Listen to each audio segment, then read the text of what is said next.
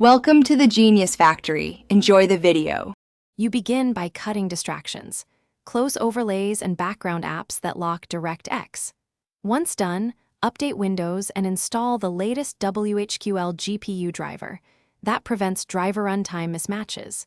Then run Call of Duty, Warzone as administrator, and copy the exact DirectX error text if present. These are essential first steps because they remove common conflicts and gather the info you'll need for the single reliable repair method that follows no extra guessing, just focused action.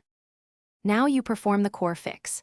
Install the DirectX end-user runtimes package to restore missing legacy DLLs that the game expects. While that runs, make sure Visual C++ 2015-2019 redistributables are present because they interact with DirectX. Once installers finish, reboot.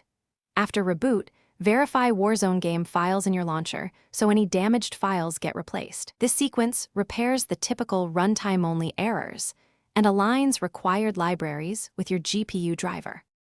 Finally, launch Warzone with administrator rights and test DirectX 12 first. Switch to DirectX 11 if instability appears. If the DirectX error persists, do a clean GPU driver uninstall using the in safe mode, then reinstall the latest driver. This removes corrupt driver remnants. Make sure to capture the exact error log or screenshot. That single troubleshooting tip helps you or support pinpoint residual issues quickly. You're done when the game starts without DirectX faults and runs stably. Thanks for watching. If you found this helpful, don't forget to like and subscribe.